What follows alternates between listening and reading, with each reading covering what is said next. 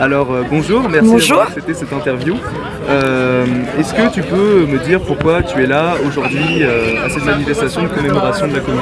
Alors c'est les amis de la Commune de Paris 42 qui ont organisé cette manifestation. Je les remercie, ça commémore les 153 ans de la Commune de Paris, qui est un événement historique capital pour l'histoire de France d'abord, mais pour l'histoire du monde entier et surtout pour l'histoire de la classe ouvrière, de notre classe.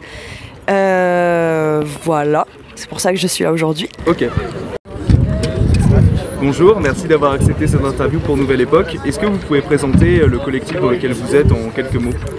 Eh ben en gros, moi je suis aux Amis de la Commune 42, parce que les Amis de la Commune, c'est une association qui existe plus sur Paris, qui font des manifestations tous les ans, qui vont au Père-Lachaise à Paris pour célébrer la Commune. Et nous, en gros, on ne pouvait pas trop aller à Paris, donc c'est pour ça qu'on a décidé de faire ça à Saint-Étienne. Il y avait déjà eu une manif il y a 3 ou 4 ans, et donc là, on a décidé de la refaire. D'accord. Et pourquoi avoir organisé cette manifestation ici, et pourquoi vous pensez que c'est important de commémorer la Commune de Paris? Eh ben déjà on l'a fait ici parce que Saint-Étienne c'est quand même une grande ville du monde ouvrier en France et pour nous c'est très important de célébrer ça. Il y a une commune à Saint-Étienne qui a duré bien moins longtemps et qui a eu bien moins d'impact que celle de Paris, mais il y en a eu quand même et c'est très important de célébrer ça. C'est la première tentative de fondation d'un État géré par les ouvriers dans le monde, donc c'est pour ça qu'il faut le célébrer et rendre hommage. Très bien. De nombreuses forces politiques ont signé l'appel. Comment t'expliques l'écho que ça a eu dans l'organisation de cet événement?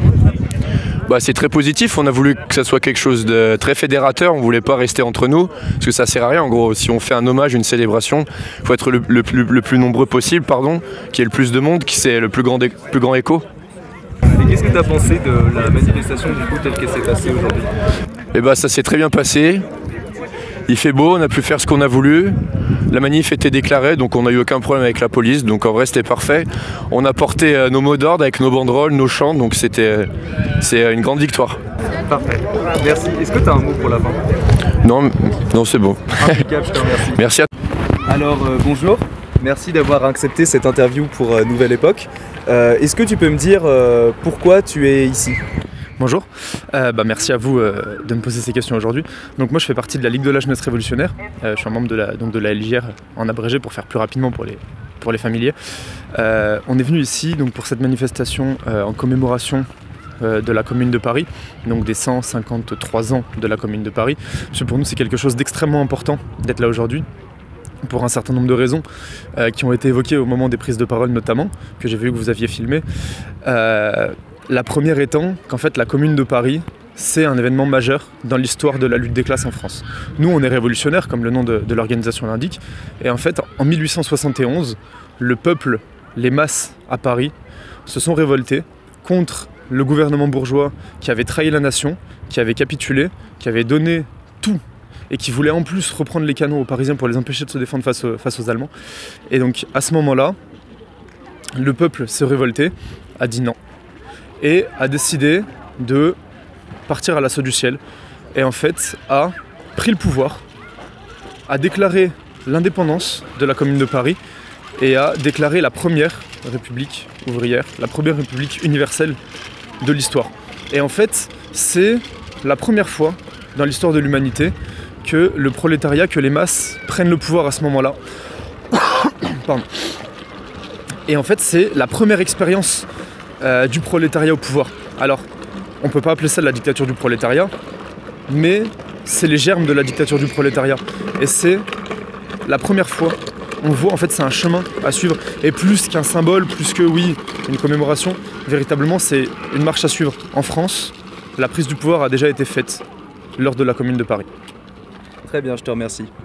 Dernière question, qu'est-ce que tu as pensé de la manifestation d'aujourd'hui? Et donc j'étais à la manifestation dès le début. On est parti de la place du peuple pour arriver jusqu'ici, donc où c'est la fin de la manifestation, où il y a eu les prises de parole. J'ai trouvé que c'était une manifestation qui était très dynamique, qui était vraiment agrémentée par énormément de chants, par beaucoup de rythmes, et il y avait beaucoup de drapeaux.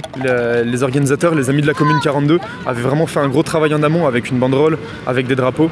Et en fait, c'était quelque chose qui était très très dynamique et qui illustre aussi ce que notre conception de la révolution. La révolution, ça se fait avec de la combativité, avec du dynamisme. En fait, c'est ça, la manif était combative.